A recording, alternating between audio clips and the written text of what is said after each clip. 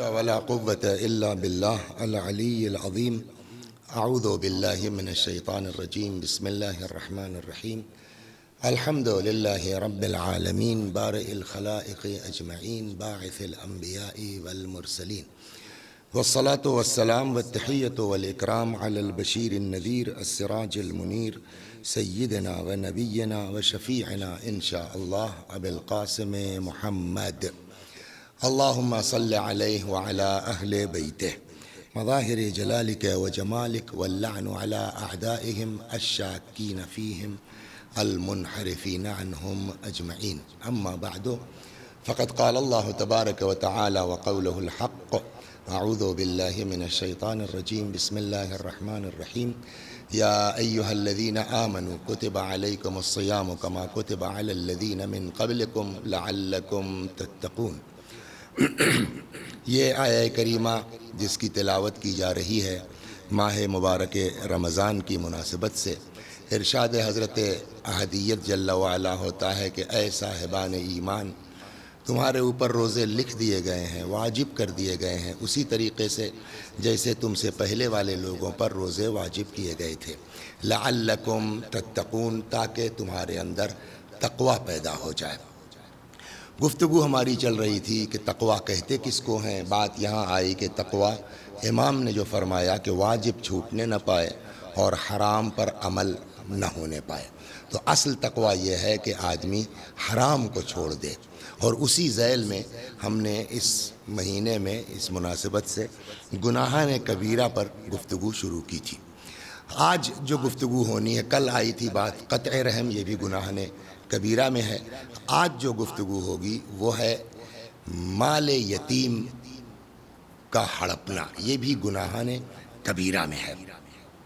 چنانچہ ارشاد ہوتا ہے سورہ نمبر 4 آیت نمبر 12 میں: ان الذین یأکلون اموال الیتامی ظلما انما یأکلون فی بطونہم نارا وسیصلون سعیرا۔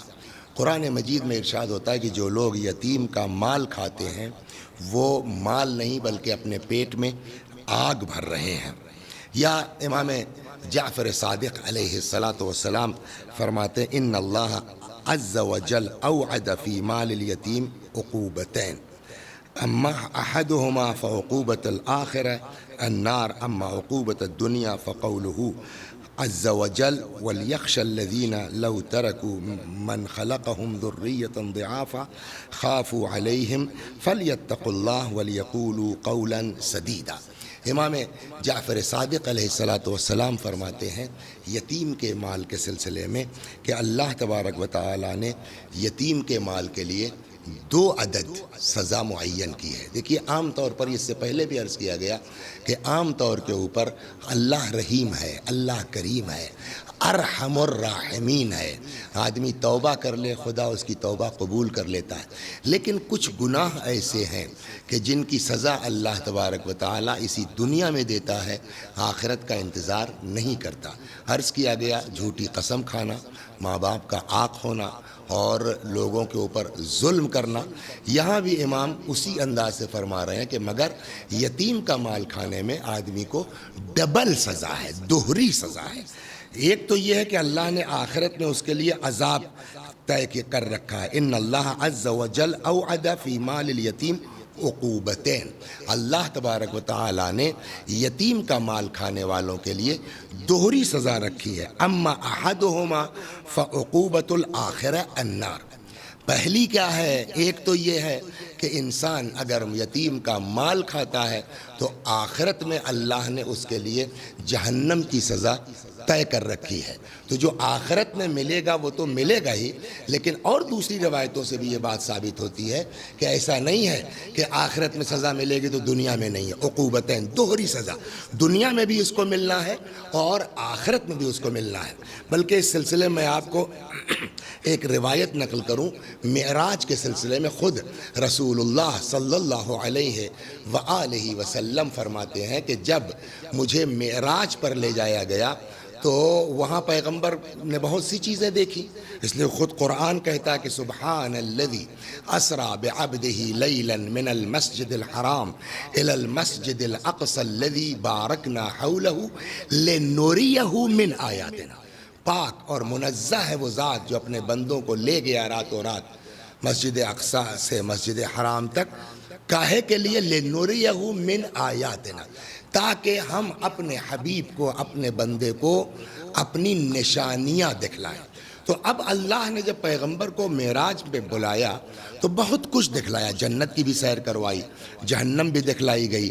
تو اس میں جہنم میں جو پیغمبر اکرم صلی اللہ علیہ وآلہ وسلم فرماتے ہیں کہ بہت سی چیزیں دیکھی رسول اللہ نے جہنم میں بھی۔ مثلا کچھ عورتوں کو دیکھا کہ وہ اپنے بالوں کے اوپر لٹکائی گئی ہیں۔ رسول اللہ نے پوچھا کہ جبریل یہ عورتیں، ان کی جو ہے وہ یہ سزا کیوں ہے، ان کا جرم کیا ہے؟ تو جبریل نے کہا کہ یہ لوگ دنیا میں اپنے بالوں کی نمائش کیا کرتی تھی۔ یا کچھ لوگوں کو پیغمبر نے جہنم میں دیکھا کہ یخمشون وجوہہم بایدیہم، اپنے ہاتھ سے اپنے چہروں کو نوچے ڈال رہے تھے جہنم میں۔ پیغمبر نے کہا جبریل ان کی کیا سزا ہے، ان کو یہ سزا کیوں مل رہی ہے؟ جبریل نے کہا کہ یہ لوگ دنیا میں لوگوں کی غیبت کرتے تھے۔ انشاءاللہ جو ہے وہ غیبت بھی ایک بہت بڑا گناہ ہے اور جرم ہے، اس پر اللہ نے چاہا تو گفتگو ہوگی۔ لیکن آج مال یتیم، اسی میں پیغمبر فرماتے ہیں کہ میں نے دیکھا کہ کچھ لوگ جہنم میں ایسے ہیں کہ جن کو آگ کھلائی جا رہی ہے۔ وہ بھی آیت نقل کی نا کہ جہاں قرآن کہتا ہے کہ جو لوگ جو ہے وہ مال یتیم کھاتے ہیں وہ انما یاکلون فی بطونہم نارا، وہ آگ کھا رہے ہیں۔ تو قیامت میں بھی ان کی یہی سزا ہے۔ پیغمبر نے دیکھا کہ جہنم میں کچھ لوگ ہیں جن کو یہاں منہ میں آگ ڈالی جا رہی ہے اور پیچھے سے ان کے آگ نکل رہی ہے۔ پیغمبر نے کہا جبرائیل ان کی کیا سزا ہے، ان کی کیا خطا ہے، ان کو یہ سزا کیوں مل رہی ہے؟ جبرائیل نے کہا یا رسول اللہ یہ وہ لوگ ہیں جنہوں نے دنیا میں یتیموں کا مال ہڑپا ہے۔ تو اس کا مطلب یہ ہے کہ یہ یتیم کا مال کھانا دنیا میں بھی جو ہے وہ اس کی سزا ہے اور آخرت میں بھی اس کی سزا ہے۔ اس کے لیے اور روایت انشاءاللہ آگے آ رہی ہے۔ خوب، چنانچہ یہ دوسری روایت یہ ہے کہ دنیا میں کیا سزا ملے گی۔ فرماتے ہیں من ظلم سلط اللہ علیہ من یظلمہ او علی عقبہ او علی عقب عقبہ، اگر کوئی کسی کے اوپر ظلم کرتا ہے، کسی کا مال ہڑپتا ہے، یتیم کی بات چل رہی خاص کر کے یتیم کی، تو اللہ تبارک و تعالی جس کے اوپر یہ ظلم کر رہا ہے انسان، ایک وقت وہ آئے گا کہ اللہ اسی کو اس کے اوپر مسلط کر دے گا اور یہ سزا اس کو ملے گی۔ اگر اس کو نہیں مل سکی تو اس کے بعد اس کی اولاد کو ملے گی۔ او علی عقب عقبہ، اولاد نے اگر نہیں جھیلا تو اولاد کی اولاد جھیلے گی۔ اب یہاں کے اوپر جو ہے وہ ایک سوال آپ کر سکتے ہیں کہ فرض کیجئے کہ یتیم کا مال ہم نے ہڑپا ہے، یتیم کا مال ہم نے کھایا ہے، ہماری اولاد کو کیوں جھیلنا پڑے گا، یا ہمارے پوتوں پر پوتوں کو کیوں جھیلنا پڑے گا؟ دیکھیے کچھ سزائیں وہ ہیں کہ جس کا جو ہے وہ عمل فطری ہے۔ مثال کے طور پر دنیا میں بھی دیکھیے کہ میں نے اگر کسی کو اٹھا کر کے ڈھیلا مار دیا تو مارا میں نے ہے نا، جس کو وہ ڈھیلا لگا اس کی کیا خطا ہے، لیکن درد اس کو محسوس ہوگا۔ یہ ہے جو ہے وہ عمل کا فطری اثر۔ وہی یتیم کے مال میں ہے، عمل کا فطری اثر یہ ہے کہ آدمی کو خود سزا ملی تو ملی، اگر وہ بچ کے نکل گیا آخرت میں تو ہی ملنا ہی ملنا ہے۔ اگر دنیا میں اس کو نہیں مل پائی تو اس کی اولاد کو جھیلنا پڑے گا، اولاد نہیں تو اولاد کی اولاد کو جھیلنا پڑے گا۔ اور یہ بات آپ دیکھ لیجئے کہ ماں باپ کی نیکی، یہ بھی بات عرض کرتا چلوں کہ ماں باپ کی نیکی، ماں باپ کی اچھائی اور ماں باپ کی برائی دونوں اولاد کے اوپر اس کا اثر پڑتا ہے۔ سورہ مبارکہ کہف میں جو حضرت موسیٰ اور حضرت خضر کی جو داستان قرآن مجید نے نقل کی ہے، اس میں یہی تو ہے کہ جب جناب موسیٰ علیہ السلام جا رہے تھے اور جناب خضر کے ساتھ، تو طے یہ ہوا تھا کہ آپ بولیے گا مت۔ کشتی میں بیٹھے، کشتی میں چھید کر دیا، اس سے ہم سے بحث نہیں، ہم آگے چل رہے ہیں۔ پھر اس کے بعد جو ہے وہ دیکھا کہ ایک لڑکا ملا، اس کو قتل کر دیا۔ آگے بڑھے، یہاں جو میں آپ کو سمجھ کہ نیکی بھی جو ہے وہ اولاد کے کام آتی ہے ماں باپ کی، برائی کا بھی اثر ماں باپ کی اولاد کے اوپر پڑتا ہے۔ تو دیکھا کہ ایک دیوار ہے، یرید ان ینقض فاقام، کہ وہ دیوار بالکل گرنے کے موڈ میں ہے، گرا چاہتا ہے۔ جناب موسیٰ نے کہا کہ آؤ بھائی اس کو ذرا سیدھا کر دیا جائے، اٹھا لیا جائے، اٹھا دیا۔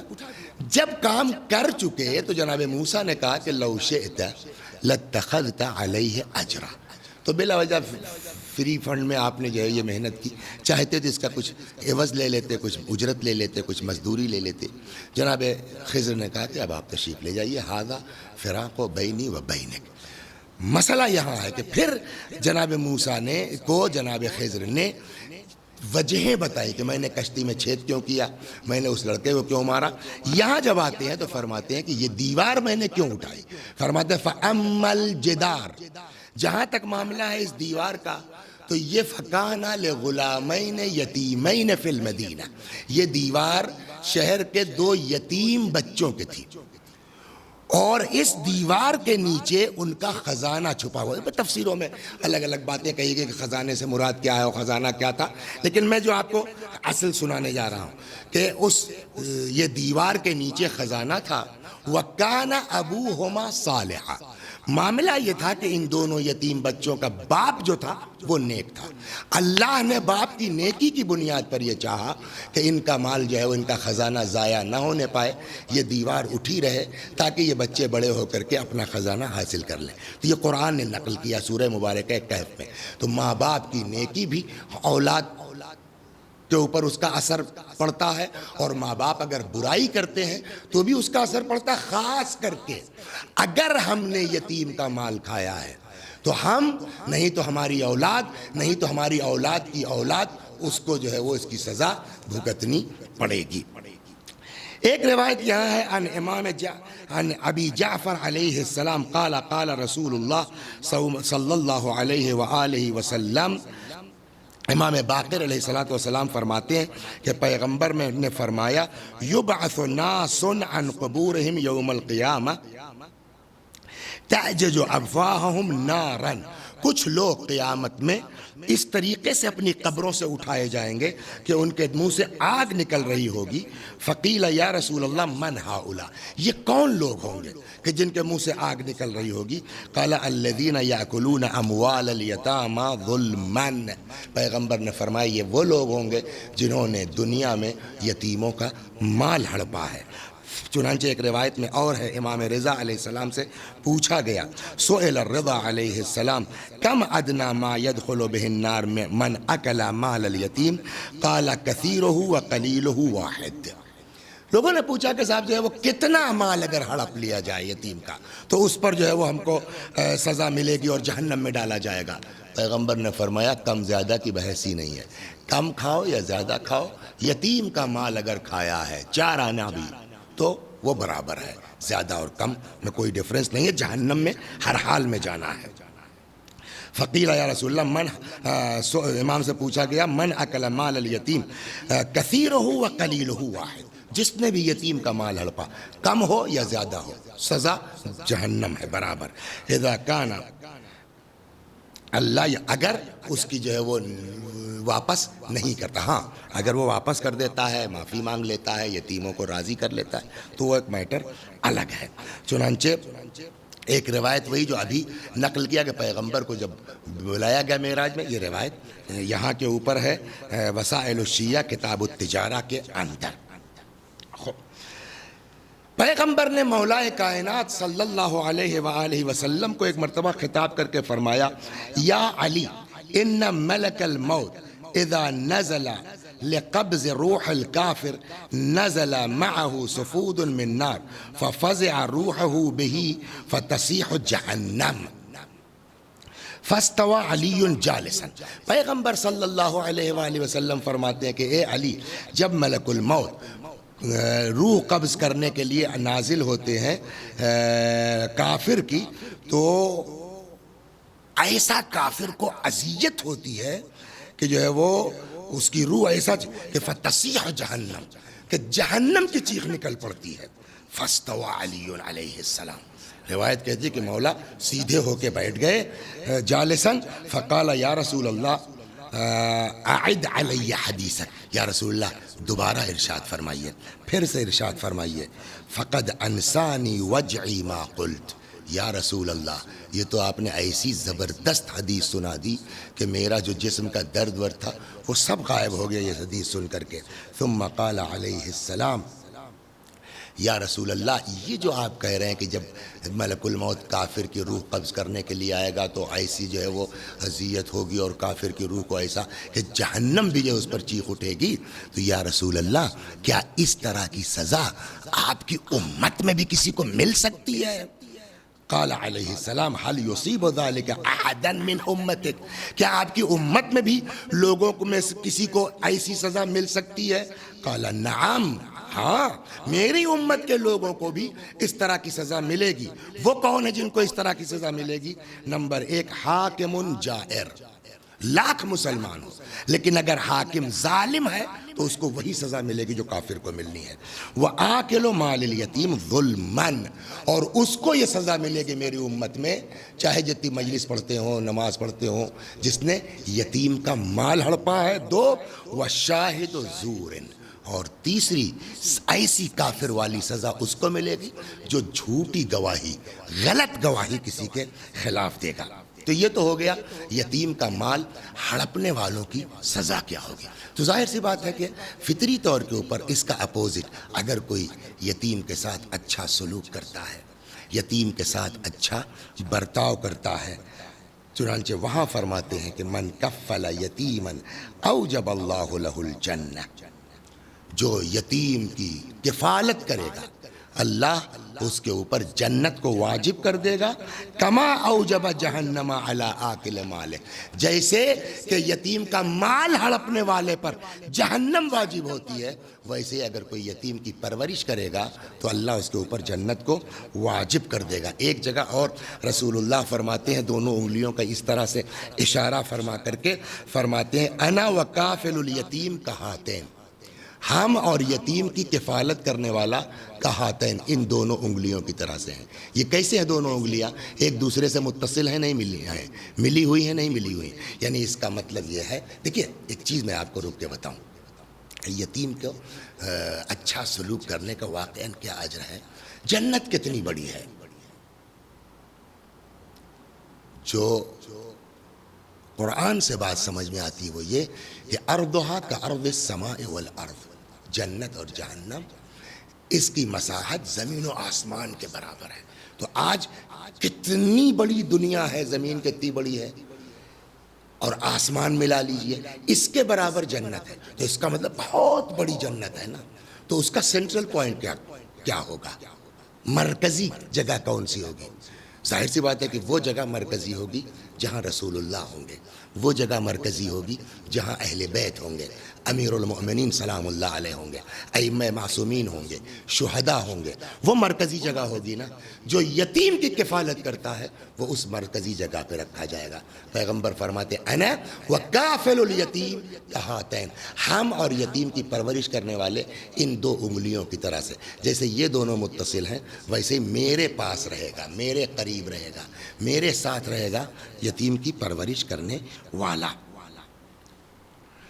خوب ایک جگہ اور ارشاد ہوتا ہے کہ لا یلی احدکم یتیما فیحسن ولایتہ ووضع یدہ علی رأسہ الا کتب اللہ لہ بکل شعرۃ حسنہ ومحى عنہ بکل شعرۃ سیئہ ورفع لہ بکل شعرۃ درجہ. اگر کوئی شخص یتیم کے سر کے اچھا سلوک کرتا ہے, اچھا برتاؤ کرتا ہے اور پیار سے محبت سے یتیم کے سر کے اوپر ہاتھ پھیر دیتا ہے, تو اللہ ایسے انسان کے لیے جتنا بال, جیسے یہ آپ نے یہ ہر ہاتھ پھیرا سر کے اوپر, تو جتنا بال اس ہاتھ کے نیچے آئے گا کوئی گن سکتا ہے؟ پیغمبر فرماتے اتنی نیکی اس آدمی کے نام عمل میں رکھی جائے گی. وَمَعَ عَنْهُ كُلُّ سَيِّئَةٍ بِكُلِّ شَعْرَةٍ سَيِّئَةٍ, جتنے ہاتھ کے نیچے بال آئیں گے اتنی نیکیاں لکھی جائیں گی, اتنے گناہ مٹائے جائیں گے اور اتنے درجات اس کو بلندی عطا کی جائے گی. اللہ اکبر. ایک اور روایت میں ہے, فرماتے ہیں اذا بکل یتیم اہتز لبکائہ العرش, اگر یتیم روتا ہے تو یتیم کے گریے کی بنیاد پر عرش لرز اٹھتا ہے, عرش ہل جاتا ہے. فیقول اللہ تعالی یا ملائکتی، اللہ کہتا ہے اے میرے فرشتوں، اے ملائکہ، ھذا الیتیم الذی غیب ابوہ فی التراب، یہ یتیم بچہ جس کا باپ جو ہے وہ مٹی کے نیچے چھپ گیا ہے. فیقول الملائکہ انت اعلم، پڑھنے والے تو بہتر جانتا ہے ہم سے. فیقول اللہ تعالی یا ملائکتی انی اشہدکم، میرے فرشتوں میں تم کو گواہ بناتا ہوں، تم شاہد رہو کہ ان لمن اسکتہ و ارضاہ ان ارضیہ یوم القیامہ، جو بھی اس یتیم کو چپ کرا دے، اس کو خوش کر دے، میں اس کو قیامت میں خوش کر دوں گا، میں اس سے قیامت میں راضی ہو جاؤں گا. ایک جگہ اور روایت میں ہے جہاں ارشاد ہوتا ہے اللہ اکبر، کتنی عجیب روایت ہے. پیغمبر فرماتے ہیں کہ تم لوگوں میں بتائیں سب سے بڑھیا مکان کون سا ہے؟ خیر بیوتکم. دیکھیے ہم اور آپ جس کو چاہے اچھا کہہ دیں، جس کو چاہے خراب کہہ دیں. ہمارے تعلقات اچھے ہیں تو خراب آدمی بھی اچھا ہے، ہمارے تعلقات نہیں ٹھیک ہیں تو اچھا آدمی بھی خراب ہے. لیکن پیغمبر اس طرح کی گفتگو نہیں کر سکتے. اگر پیغمبر کہہ دیں کہ فلاں آدمی پوری دنیا میں سب سے بڑھیا ہے یا فلاں گھر ساری کائنات میں سب سے اچھا ہے، تو اس کا مطلب پھر اس سے بڑھیا مکان نہیں ہو سکتا، اس سے اچھا گھر کائنات میں نہیں ہو سکتا. چنانچہ روایت کہتی ہے پیغمبر اکرم صلی اللہ علیہ وآلہ وسلم ارشاد فرماتے ہیں کہ خیر بیوتکم بیت فیہ یتیم یحسن الیہ، تمہارے گھروں میں سب سے اچھا گھر وہ ہے کہ جس کے اندر کوئی یتیم ہو اور اس یتیم کے ساتھ اچھا سلوک کیا جا رہا ہو. اس کے بعد فرماتے ہیں وَشَرُّ بُیُوتِکُمْ بَیْتٌ، اور تمہارے گھروں میں سب سے بدترین گھر وہ ہے کہ جس میں کوئی یتیم ہو وَیُسَاءُ إِلَیْهِ، اور اس کے ساتھ برا سلوک کیا جا رہا ہو، برا برتاؤ کیا جا رہا ہو. اکثر آپ دیکھتے ہیں کہ مجلس ہوتی ہے، کچھ لوگ وہ ہیں کہ جہاں ادھر آپ نے مصائب شروع کیا، امام حسین سلام اللہ علیہ کا نام لیا، لوگ گریہ کرنے لگتے ہیں. کچھ لوگ ایسے بھی ہوتے ہیں، دیکھا ہوگا آپ نے مجلسوں میں، پوری مجلس پڑھ ڈالی آپ، پورا مصائب پڑھ ڈالی آپ، امام حسین کی پوری شہادت پڑھ دیجیے آپ، آدمی ایسے دیکھتا رہتا ہے. ایسا کیوں ہے؟ امام حسین کی شہادت پر کیوں گریہ نہیں ہوتا؟ اس کا سیدھا جواب یہ ہے کہ دل ہمارا سخت ہو چکا ہے، دل ہمارا پتھر ہو چکا ہے. سنا ہوگا آپ نے شاید مرزا دبیر کا شعر بھی اس کے اوپر ہے. کہیں مرثیہ پڑھ رہے تھے وہ، تو وہ کوئی صاحب ایسے ہی اپنا دیکھ رہے تھے، تو انہوں نے اس پر کہا کہ سر جھکا کے بیٹھ، در مجلس میں رو سکتا نہیں. تو ایسے لوگ ہوتے ہیں، آپ لوگوں نے بھی دیکھا. ایسا کیوں ہوتا ہے؟ سیدھا جواب یہ ہے کہ اگر ہم کو امام حسین علیہ السلام کے مصائب پر آنسو نہیں نکل رہا ہے تو اس کا مطلب یہ کہ ہمارا دل سخت ہو چکا ہے. دل سخت بھی ہوتا ہے، دل نرم بھی ہوتا ہے. تو کیا کریں کہ دل ہمارا نرم ہو جائے؟ جو نسخہ بتایا گیا ہے وہ یہی ہے، یتیم کی خبر گیری کرو، یتیم کے سر کے اوپر ہاتھ پھیرو، یتیم کو اپنے دسترخوان پر بٹھلاؤ، یتیم کو اپنے دسترخوان پر بٹھلاؤ، ان کو کھلاؤ. یلین قلب، اس کا دل نرم ہو جائے گا. تو اگر ہم چاہتے ہیں کہ ہمارا دل نرم ہو جائے، اللہ اکبر اللہ اکبر. اب یہ تو ایام شہادت کے ہیں مولا کائنات کے. آج 20 رمضان کی شب ہے. امام نے اللہ میں ایک جملہ یہاں نقل کر دوں.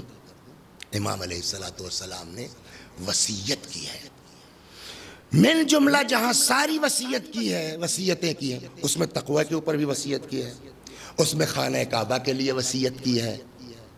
فرماتے ہیں بیٹا اللہ خبردار، اللہ کا گھر تم لوگوں کے ہوتے ہوئے خالی نہ رہے، خبردار تقوی اختیار کرنا.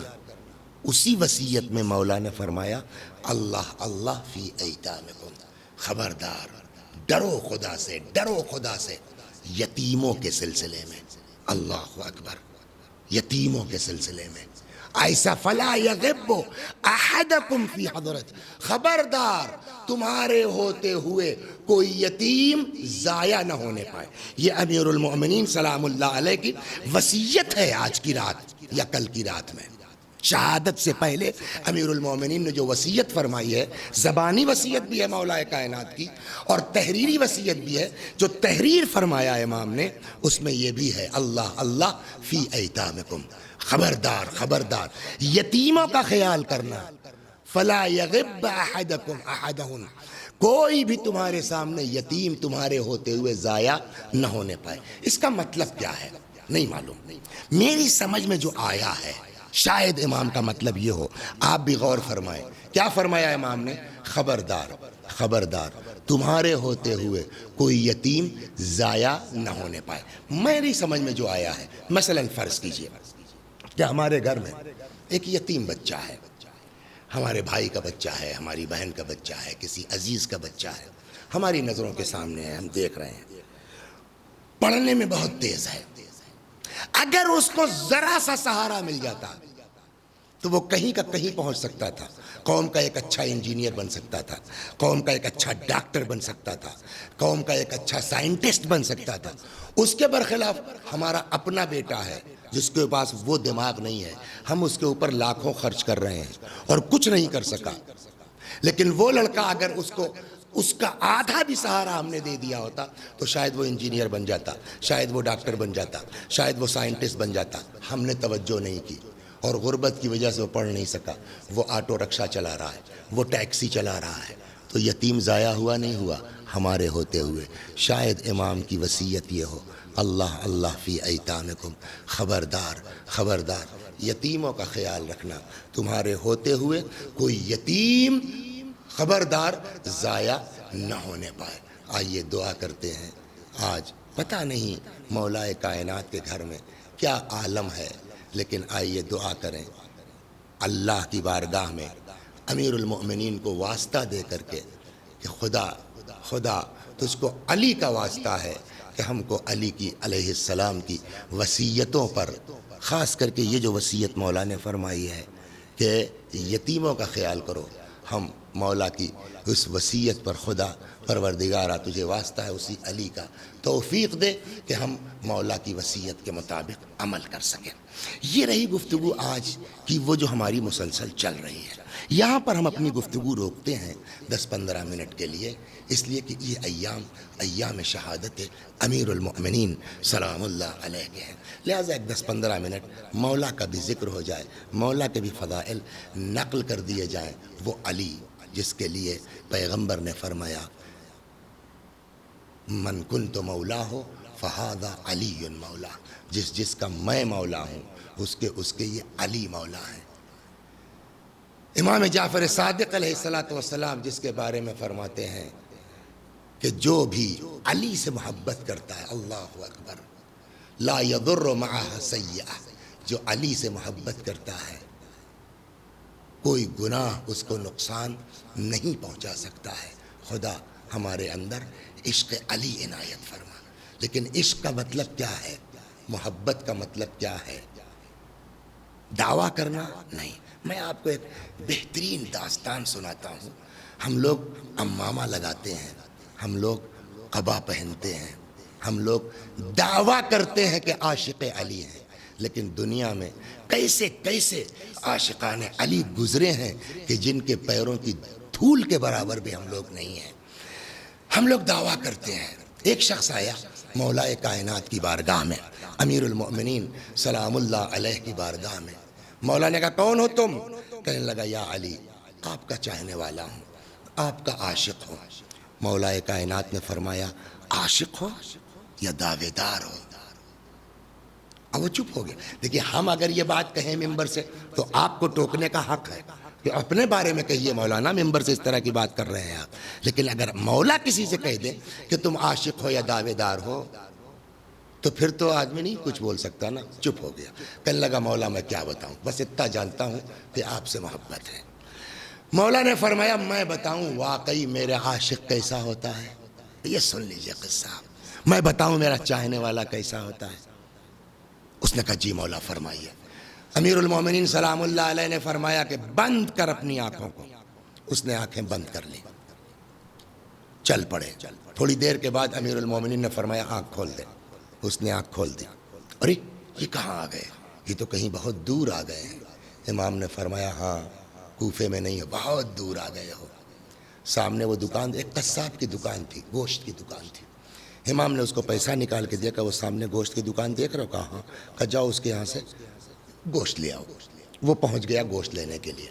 اب یہاں ذرا سا 1 منٹ رکیے، اس میں ہو سکتا ہے کچھ لوگ وہ بھی بیٹھے ہوں ٹی وی کے سامنے جو دیکھ رہے ہوں، جو دکاندار ہوں، بزنس مین ہوں۔ ہماری آپ کی دکان کے اوپر اگر ہم بزنس مین ہیں، کوئی سامنے آتا ہے، ہم اس سے پتہ ایڈریس تھوڑی پوچھتے ہیں کہ آپ کون ہے کا، بھائی پیسہ دیا، سامان لیا، جائیے، خدا حافظ، والسلام علیکم۔ لیکن وہ آدمی، اچھا اب ظاہر سی بات ہے کہ ابھی فرض کیجئے ہم جو ہے وہ کہیں دوسرے ملک میں چلے جائیں تو شکل و صورت سے سمجھ میں آ جائے گا کہ ہم یہاں کے نہیں ہیں۔ مثلا ہم ابھی کشمیر چلے جائیں تو پتہ چل جائے گا کہ ہم جو ہے کشمیری نہیں ہیں شکل و صورت سے۔ ہم ابھی چین چلے جائیں، سمجھ میں آ جائے گا کہ ہم چینی نہیں ہیں۔ یا ہم ابھی جو ہے وہ کسی اور گورے ملک میں چلے جائیں تو سمجھ میں آ جائے گا۔ افریقہ چلے جائیں، پکڑ میں آ جائے گا۔ تو ویسے ہی وہ علاقہ کوئی بہت دور تھا، جن کی شکلیں شاید مختلف تھیں عربوں سے۔ یہ پہنچے، انہوں نے جو ہے کہا بھائی ہم کو اتنا گوشت دے دیجئے مثلا۔ اس آدمی نے ان کو دیکھا غور سے، دکاندار نے کہا بھائی صاحب، ابھی الفاظ میرا مفہوم عرض کر رہا ہوں، بھائی صاحب آپ یہاں کے نظر نہیں آتے، کہیں باہر سے تشریف لائے ہیں؟ تو اس نے کہا ہاں۔ کہاں سے تشریف لائے ہیں؟ تو اس کے منہ سے نکلا ہم کوفے سے آئے ہیں۔ بس جیسے کرنٹ لگ آئے، کوفے سے؟ کوفہ کون سا کوفہ؟ مولا والا کوفہ، علی والا کوفہ؟ کہاں علی والا کوفہ؟ کہ تب گوشت خرید کے کیا کرو گے؟ یہ دیکھیں عشق کس کو کہتے ہیں۔ کہ کیوں؟ پردیس میں ہے بھائی، کیا فاقہ تھوڑی کریں گے؟ کہ بھائی جب علی کے شہر سے آئے ہو تو تم خود کیوں پکاؤ گے کھاؤ گے؟ ہمارے مہمان ہو، چلو ہمارے گھر چلو۔ اس نے کہا بھائی میں اکیلا نہیں ہوں، میرے ساتھ ایک صاحب اور بھی ہیں۔ کھولا نہیں اس نے راز کہ میرے ساتھ علی ہے، اس لیے کہ شاید اس کو یہ اندازہ تھا کہ اگر مولا اپنے کو ظاہر کرنا چاہتے ہوتے تو خود آ کے ظاہر نہ کر دیتے۔ تو اس نے یہ نہیں کہا کہ میرے ساتھ علی، اس نے کہا میرے ساتھ ایک صاحب اور بھی ہے، میں کہا تو کوئی بات نہیں ہے تو وہ بھی علی والے نا۔ اب وہ کیا بتائے، علی والے نہیں خود مولا ہیں۔ اس نے کہا آپ دونوں ہمارے مہمان ہیں، آئیے۔ دکان بند کی، گھر آیا، بٹھلایا، بیوی سے کہا بہت زبردست مہمان ہیں، کوفے سے آئے ہیں، مولا کے شہر سے آئے ہیں، ذرا بڑھیا کھانے وانے کا انتظام کرو ان کے لیے۔ اس کے بعد ان کے پاس آتا، کہتا کہ اگر آپ اجازت دیجئے تو میں چلا جاؤں دکان کے اوپر اپنی۔ اس لیے دیکھیے ایک روایت میں آپ کو یہاں چلتے چلتے کہتا چلوں، ایک روایت ہے کہ ان اللہ لا يحب الشاب الفارغ، اللہ فالتو جوانوں کو پسند نہیں کرتا۔ یا پڑھائی لکھائی کرے آدمی یا محنت مزدوری کرے، باپ کے پیسے پر عیش کرنا پسند نہیں ہے اللہ کو۔ تو اس نے کہا کہ صاحب اجازت دیے تو میں اپنی دکان چلا جاؤں گا۔ جائیے تشریف لے جائیے۔ وہ تو اپنی دکان پہ چلا گیا۔ اس کے 2 لڑکے تھے، بہت توجہ سے سنیے، اس کے 2 لڑکے تھے۔ وہ اتفاق سے آئے امام کے پاس باتوں باتوں میں۔ اچھا امام پتہ نہیں کس انداز سے باتیں کرتے، بچے بہت جلدی گھل مل جاتے تھے۔ انشاءاللہ اگلی مجلس میں کل کی جو شب 21 شب شہادت ہوگی تفصیل کے ساتھ عرض کروں گا اپنے مولا کے بارے میں سلام اللہ علیہ۔ تو بہت جلدی گھل مل جاتے تھے مولا بچوں سے، تو بچوں سے دوستی ہو گئی۔ باتوں باتوں میں بچوں کے منہ سے نکلا کہ صاحب کھانا رات میں ساتھ میں کھائیں گے؟ مولا نے فرمایا ہاں بالکل ساتھ میں کھائیں گے۔ بات آئی گئی ہو گئی، مغرب کا وقت آیا، وہ دکاندار قصاب پھر دکان بند کر کے گھر آیا۔ کہا صاحب آپ لوگ تو بڑے قسمت والے ہیں، کوفے میں رہتے ہیں، روز مولا کے پیچھے نماز پڑھتے ہوں گے، ہم لوگ اتنی دور ہیں، ہماری قسمت کہاں ہے؟ لیکن چلیے آج اتفاق سے آپ لوگ آ گئے ہیں تو مولا نہ صحیح، مولا کے پیچھے پڑھنے والوں کے پیچھے ہم کو نصیب ہو جائے، آپ میں سے کوئی صاحب آگے بڑھ جائیے، نماز جماعت ہو جائے۔ دیکھیے اس کو کیا پتا کہ بغیر جانے تم کو علی کے پیچھے نماز پڑھنے کا شرف مل رہا ہے۔ نماز ہو گئی، نماز کے بعد اب دسترخوان لگنے لگا کہ اتنے میں دروازہ کھٹکھٹایا گیا۔ یہاں سے سنیے آپ، اللہ اکبر، اتنے میں دروازہ کھٹکھٹایا گیا۔ دروازہ کھولا، دیکھا سپاہی کھڑے ہیں۔ کیا بات ہے؟ کہ اپنے بیٹوں کو لے آؤ۔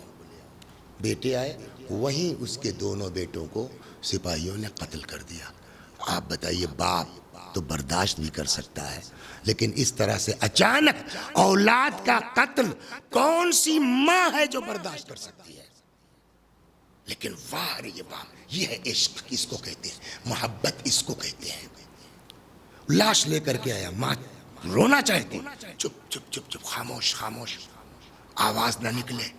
بہت زبردست مہمان آئے ہیں، مولا کے شہر کے ہیں، میں نے غور کیا آخر وہ یہ کیوں کہہ رہا ہے. شاید میرے ذہن میں جو بات آئی ہے شاید اس کے ذہن میں ہو کہ ابھی اگر ان لوگوں کو مہمانوں کو پتہ چل جائے گا کہ میرے لڑکوں کا قتل ہو گیا ہے تو اب بیچارے کھانا نہیں کھائیں گے تو کم از کم کھانا کھا لیں تب یہ بات ان تک پہنچے. لاش سائیڈ میں رکھ دیا گیا کونے میں گھر کے. ماں بھی بیچاری صبر کر کے دسترخوان لگ گیا, آ کے بیٹھا, بسم اللہ نوش فرمائیے. مولا نے کہا نہ, مولا کو تو سب پتہ ہے نا, شاید اسی لیے آئے ہی ہو مشکل کشا کہ آج ہمارا چاہنے والا ایک مشکل میں ہے, چل کے اس کی مشکل کو دور کر دیں. عشق اگر خالص ہو تو مشکل کشا مشکل کے نزول سے پہلے پہنچ جاتے ہیں. مصلحت ہے تو اسی وقت نجات حاصل ہوگی, یہ تو مصلحت الہی پر ہے. بسم اللہ کا نا, کیوں کہ تم دکان چلے گئے تھے, ہماری تمہارے لڑکوں سے دوستی ہو گئی تھی, ہم نے تمہارے بچوں سے وعدہ کیا تھا کھانا ساتھ کھائیں گے, ہم وعدے کے پکے ہیں, بچوں کو بلاؤ. اب وہ کیا بہانہ بنائے, کہنے لگے نہیں صاحب آپ نوش فرمائیے اور بچے تھک گئے ہیں سو گئے. اب جو بھی بہانہ اس سے بن سکا, یہاں تو شاید پتہ ہے نا اسی لیے آئے ہوں. میں نے عرض کیا نہ, ہم وعدے کے پکے, جگائیے آپ, لے آئیے بچوں کو. وہ جتنا بہانہ بناتا جا رہا ہے اتنا امیر المومنین سلام اللہ علیہ کا اصرار بڑھتا جا رہا ہے, بڑھتا جا رہا ہے. اتنا زیادہ اصرار کہ اب اس کے پاس کوئی چارہ ہی نہیں بچا کہ ہم بات اپنی بیان کر دیں. کہنے لگا صاحب دیکھیے, صاف بات یہ ہے کہ جس علی کی محبت میں ہم نے آپ دونوں کو مہمان ٹھہرایا ہے, کتنا مولا کا دل خوش ہو رہا ہوگا ایسا عاشق دیکھ کر کے. جس علی کی محبت میں ہم نے آپ دونوں کو مہمان ٹھہرایا ہے, میرے بچے مجھ سے آگے نکل گئے عشق علی میں. کیا ہوا کہ عشق علی میں اپنی جان سے گزر گئے, محبت علی کے جرم میں ان کا قتل ہو چکا ہے. مولا نے کہا بس اتنی سی بات ہے, اور اتنے کے لیے تم اتنی دیر سے بات کو چھپا رہے ہو, گھما رہے ہو. لاؤ لاش کہاں ہے. لاش آئی, سر و گردن کو جوڑا گیا, مولا کائنات نے 2 رکعت نماز پڑھی. اللہ اکبر, نماز تمام ہوئی. ابھی کہتے ہیں سر کو سجدے سے نہیں اٹھایا تھا کہ دونوں بچے کلمہ پڑھتے ہوئے اٹھ بیٹھے, اشہد ان لا الہ الا اللہ اشہد ان محمد رسول اللہ. توجہ فرمایا آپ نے, ایسے ہوتے ہیں عشق کرنے والے. دعویٰ کرنا اور ہے, اور آپ یہ بھی سن لیجئے کہ اصل چیز یہاں جو دیکھی جاتی ہے وہ اخلاص دیکھا جاتا ہے, وہ خلوص دیکھا جاتا ہے. کتنا زیادہ تم جو ہے وہ شور مچا سکتے ہو وہ بحث نہیں ہے, تمہارے اس عشق علی میں خلوص کتنا ہے. میں آپ کو ایک روایت سنا دوں اور اس کے بعد پھر انشاءاللہ بقیہ گفتگو کل کرتا ہوں. دعا کیجیے اللہ توفیق دے. پیغمبر اکرم صلی اللہ علیہ وآلہ وسلم تشریف فرما ہے, بہت توجہ سے سنیے آپ. مولا پیغمبر اکرم تشریف فرما ہے اور اصحاب کرام ارد گرد رسول اللہ کے بیٹھے ہوئے ہیں.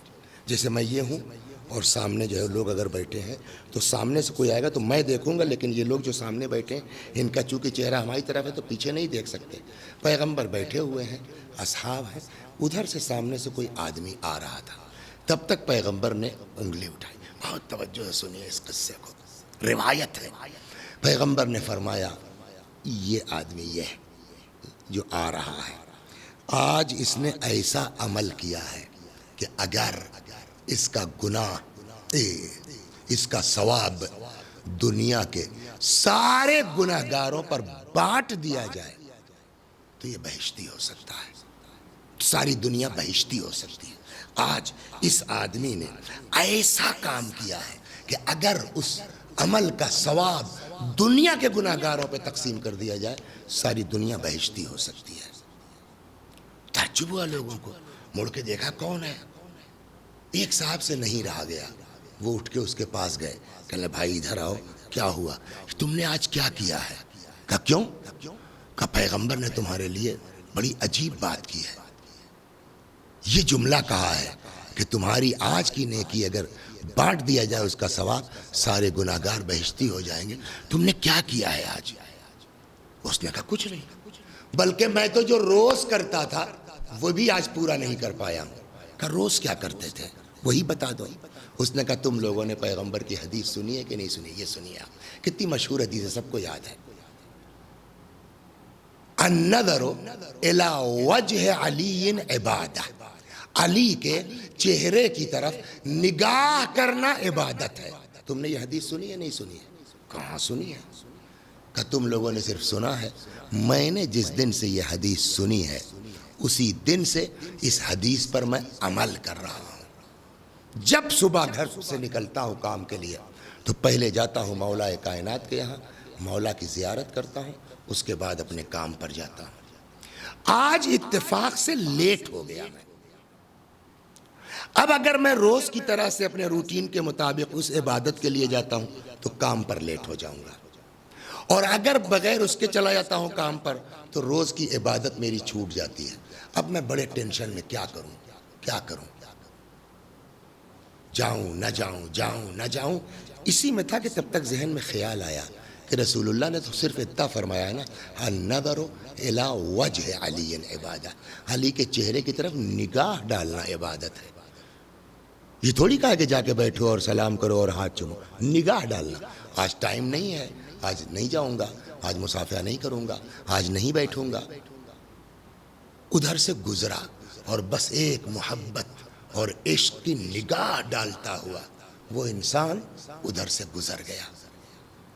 روزانہ جاتا تھا، سلام کرتا تھا، بیٹھتا تھا، پیغمبر نے نہیں بیان کیا، لیکن آج صرف محبت کی ایک نگاہ مولا کائنات پہ ڈالتا نظر نکل گیا۔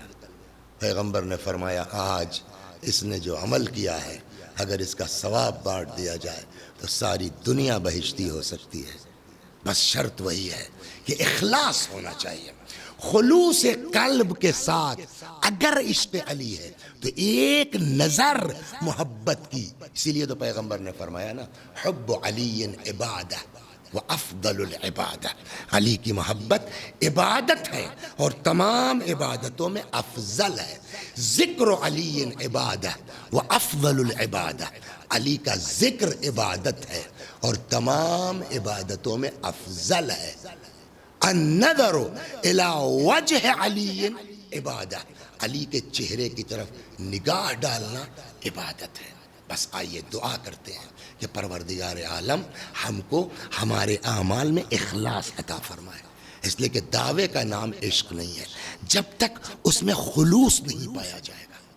اسی لیے ایک روایت سن لیجئے اسی اخلاص کے سلسلے میں، تب اور یہ بات محکم ہو جائے گی کہ دعوے کا نام عشق نہیں ہے جب تک اخلاص نہیں ہوگا۔ ایک جگہ حدیث کہتی ہے کہ الناس کلہم ہالکون، ہر شخص ہلاک، کوئی بچنے والا نہیں ہے، سب کو ہلاک ہو جانا ہے۔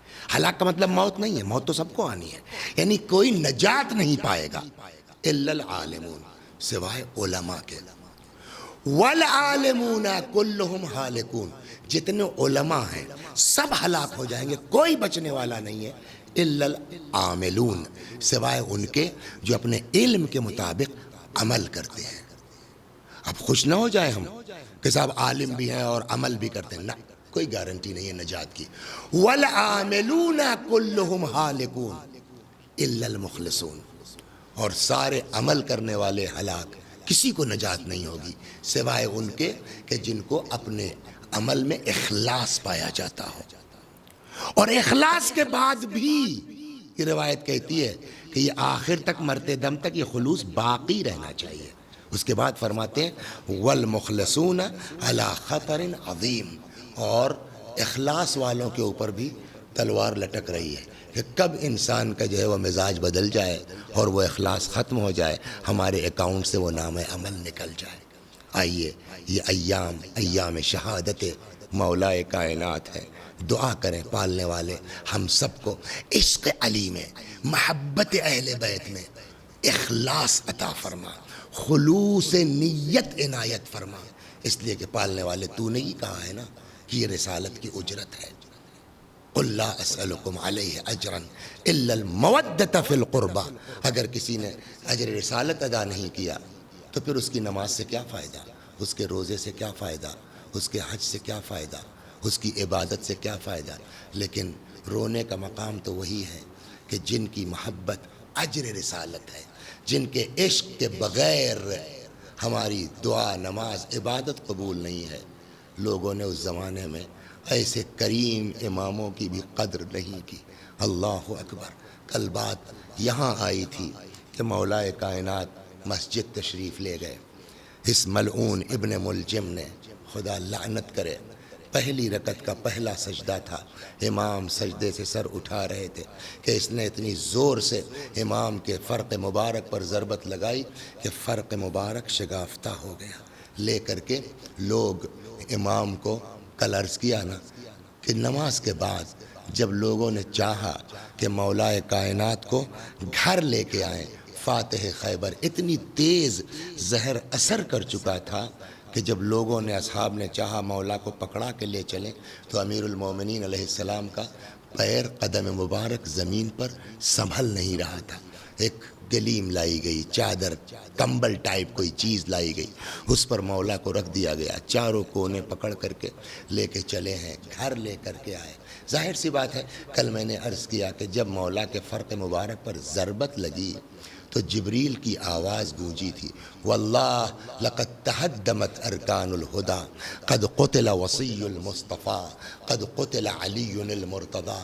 خدا کی قسم ہدایت کا منارہ منہدم ہو گیا، خدا کی قسم علی مرتضیٰ قتل کر دیے گئے، وصی مصطفیٰ قتل کر دیے گئے۔ یہ وہ چیز تھی کہ جس پر پورے کوفے میں یہ آواز لوگوں کے کانوں میں پہنچی۔ ظاہر سی بات ہے، اس آواز کو سننے کے بعد کون سا ایسا انسان ہو سکتا ہے جو گھر میں رہ سکتا ہے؟ روایت کہتی ہے کچھ لوگ مسجد کی طرف بھاگے، وہاں سے جب مولا کائنات کو لے کے گھر لایا گیا تو پورا کوفہ ہے مولا کائنات کے اوپر بھیڑ لگی ہوئی ہے، ہر آدمی چاہتا ہے کہ کسی صورت سے مولا کی کوئی خبر مل جاتی، مجمع لگا ہوا ہے۔ روایت کہتی ہے کہ تھوڑی دیر میں گھر کا دروازہ کھلا، امام حسن علیہ السلام باہر آئے، ایک نگاہ ڈالی پورے مجمع کے اوپر۔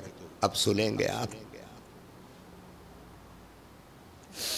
ایک نگاہ ڈالی مولا نے مجمع کے اوپر، فرماتے ہیں کوفے والو، بابا کی حالت ٹھیک نہیں ہے، بابا اس قابل نہیں ہے کہ تم لوگوں میں سے کسی سے مل سکے، یہاں رکنے سے کوئی فائدہ نہیں، تم لوگ اپنے اپنے گھروں کو چلے جاؤ۔ بابا فرماتے ہیں واپس چلے جاؤ۔ لوگ چلے گئے، امام کا حکم تھا، لوگ چلے گئے۔ ایک صحابی ہیں، بہت نام سنا ہوگا ان کا آپ نے، جناب اسبغ ابن نباتہ۔ اسبغ نقل کرتے ہیں کہ سب چلے گئے، ایسا نہیں ہے کہ میں نافرمانی کرنا چاہتا تھا، لیکن میرا دل ہی نہیں چاہ رہا تھا، میرا پیر ہی نہیں اٹھ رہا تھا مولا کا دروازہ چھوڑنے کے لیے، میں اکیلا دروازے کے اوپر بیٹھا رہا۔ کیسے عاشق ہیں دنیا میں مولا کے چاہنے والے۔ اسبق کہتے ہیں کہ تھوڑی دیر کے بعد پھر دروازہ کھلا، امام حسن علیہ السلام پھر گھر کے باہر آئے، دیکھا بقیہ تو لوگ جا چکے ہیں مگر میں بیٹھا ہوں۔ امام حسن نے کہا اسبق، تم نے امام کا حکم نہیں سنا، تم نے بابا کا حکم نہیں سنا، تم نہیں گئے؟ تو میں نے کہا مولا میں نافرمانی نہیں کرنا چاہتا ہوں۔ اس کے بعد جو جملہ ہے اسبق کا، کہتے مولا میں کیا کروں، رجلائی لا یحملونی، مولا میں کیا کروں، میرا پیر میرا بوجھ نہیں اٹھا رہا ہے، کہاں چلا جاؤں، ایک بار میرے مولا کی زیارت کروا دیجئے، ایک بار میرے مولا کو دکھلا دیجئے مولا۔ اسبق کہتے ہیں امام حسن علیہ السلام اندر گئے، جا کے مولا سے بیان کیا، بابا سب چلے گئے ہیں، اسبق نہیں جا رہے ہیں، اسبق بیٹھے ہوئے دروازے پر۔ امام کو درہم آ گیا، کہا اچھا بلا لو اسبق کو۔ اسبق کہتے ہیں آپ آمادہ ہیں سننے کے لیے؟ اسبق کہتے ہیں کہ میں، امام حسن نے کہا اچھا آؤ، بابا نے اجازت دے دی ہے آ جاؤ۔ میں اندر گیا، اسبق کہتے ہیں میں نے کیا دیکھا،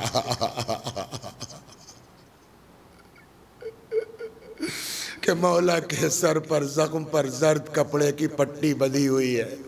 اسبق کہتے ہیں کہ میرے لیے یہ طے کرنا مشکل ہو رہا تھا کہ مولا کے چہرے کا رنگ زیادہ زرد ہو گیا ہے یا کپڑے کا رنگ زیادہ زرد ہے۔ طبیب بلایا گیا، طبیب نے مولا کا معائنہ کیا، اللہ اکبر۔ معائنہ کرنے کے بعد طبیب نے مایوسی کا اظہار کیا، کہا اب اس کا اثر جو ہے وہ دماغ کی رگ تک زہر کا پہنچ چکا ہے، اب بچنا مشکل ہے، جو وصیتیں کرنا ہو کر لیجئے۔ اللہ اللہ اللہ اللہ۔ کسی نے پوچھ لیا کہ پھر امام کو کھانے کے لیے کیا دیا جائے؟ طبیب نے کہا کہ اس وقت تو ان کے لیے دودھ کے علاوہ اور کوئی چیز مناسب نہیں ہے۔ یہ جو میں جملہ کہنے جا رہا ہوں بزرگ سے میں نے سنا، میں نے نہیں پڑھا ہے کہیں، کہ باہر یہ بات لیک ہو گئی کوفے میں کسی طرح سے کہ طبیب نے مولا کو دودھ تجویز کیا ہے. سنیں گے آپ، طبیب نے مولا کو دودھ تجویز کیا ہے. امام حسن کا ایک جملہ ہے امام حسین کے بارے میں، لا یومک یومک یا ابا عبداللہ، اے حسین تمہاری کربلا سے بڑھ کے کچھ نہیں ہے. وہ بزرگ فرماتے ہیں کہ جیسے ہی کوفے والوں کو پتہ چلا کہ مولا کو طبیب نے دودھ تجویز کیا ہے، جس کے گھر میں دودھ تھا موجود ممکن تھا، وہ سب اپنے گھر سے پیالوں میں لے کے دودھ مولا کے گھر آ گئے. بعض تو یہاں تک کہتے ہیں کہ تقریباً 200 لوگ ہاتھوں میں دودھ کا پیالہ لیے کھڑے ہیں. کیا بات ہے کہ اپنے مولا کے لیے. میں کہوں گا مولا آپ کو طبیب نے دودھ بتایا، کوفے والے جن کے گھر میں دودھ تھا لے کے دوڑ پڑے، لیکن ہائے آپ کا پوتا، آپ کا ہم نام 6 مہینے کا علی امام لے کر کے میدان میں آئے. فرماتے ہیں کہ ان لم ترحمونی فرحموا ھذا الطفل، اگر مجھ پر رحم نہیں کر سکتے ہو اس بچے کے اوپر رحم کر دو. اس کی ماں کا دودھ خشک ہو گیا ہے، مگر بجائے اس کے کہ بچے کو پانی پلایا جاتا، 3 بھال کا تیر چلہ کمال میں جوڑا، اللہ اکبر، تیر اصغر کے گلے کو چھیدتا ہوا امام کے بازو سے نکل گیا ہے. یا امیر المومنین، یا امیر المومنین، فریاد ہے آپ سے، آپ کے پوتے کو، آپ کے ہم نام کو بھوکا اور پیاسا 3 بھال کے تیر سے شہید کر دیا. وَسَيَعْلَمُ الَّذِينَ ظَلَمُوا أَيَّ مُنْقَلَبٍ يَنْقَلِبُونَ إِنَّا لِلَّهِ وَإِنَّا إِلَيْهِ رَاجِعُونَ. خدا ہماری اس عزا کو قبول فرما، مزید عزائے اہل بیت کی توفیق کرامت فرما. جب تک زندہ ہیں در اہل بیت سے وابستہ رکھ، مرنے کے بعد جوار معصومین میں جگہ کرامت فرما. یا اللہ آنے والے تاریخوں میں ہم سب کو شبہائے قدر کی عبادت کی توفیق عطا فرما. ہمارے مولا، ہمارے آقا، ہمارے مالک، ہمارے صاحب، ہمارے سید و سردار امام زمانہ کو ہم سے راضی اور خوشنود فرما. حضرت کے ظہور میں تعجیل فرما، ہمیں آقا کے غلاموں میں شمار فرما. وآخر دعوانا ان الحمد للہ رب العالمین.